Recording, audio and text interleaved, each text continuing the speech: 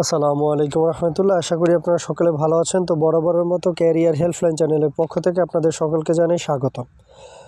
তো কথা না বাড়িয়ে চলে যাই আজকের ভিডিওর মূল টপিকে। তো বহুদিন পরে জাতীয় বিশ্ববিদ্যালয় ডিগ্রি পাস কোর্সের যে সিলেবাসটি ছিল সেটি পরিবর্তন করে নতুন একটি সিলেবাস সংযোজিত করেছে। তো সেখানে আপনারা অনেকেই জানতে চেয়েছেন যে ভাই কোন শিক্ষাবর্ষ থেকে কার্যকর করা হবে। এটি মূলত 2024-25 শিক্ষাবর্ষ থেকে কার্যকর করা হবে। এখানে আপনার জাতীয় বিশ্ববিদ্যালয়ের অধীনে বিএসসি পাস প্রোগ্রামকে 3টি একাডেমিতে বিভক্ত করে পাঠদান সম্পন্ন করা হবে, যেমন প্রথম বর্ষ, দ্বিতীয় বর্ষ এবং তৃতীয় বর্ষ।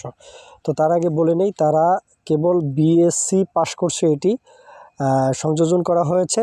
পর্যায়ক্রমে বিএ, বিএসএস, বিবিএ গ্রুপগুলোতেও এই সিলেবাসটি অন্তর্ভুক্ত করা হবে।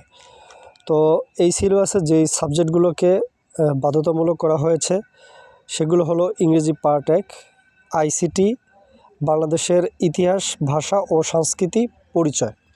তো এই 3টা বাধ্যতামূলক করা হয়েছে। এছাড়া ঐচ্ছিক 3টি বিষয়ের প্রথম পত্র এবং ঐচ্ছিক 3টি বিষয়ের দ্বিতীয় পত্র। তো আগে আপনারা 7টি বিষয়ে পরীক্ষা দিতেন, এখন আপনারা টোটাল 9টি বিষয়ে পরীক্ষা দিবেন।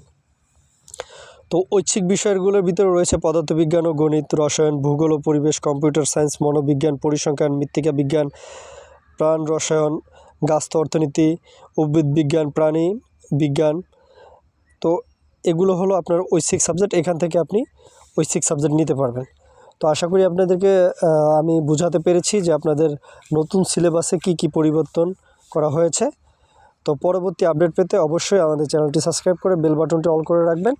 আর আপনাদের যদি কোনো প্রকার প্রশ্ন থাকে আমাদের কমেন্ট বক্সে জানাবেন, ইনশাআল্লাহ আমরা দ্রুতই এই ব্যাপারে রিপ্লাই দেওয়ার চেষ্টা করব। তো এতক্ষণ সাথে থাকার জন্য অসংখ্য ধন্যবাদ।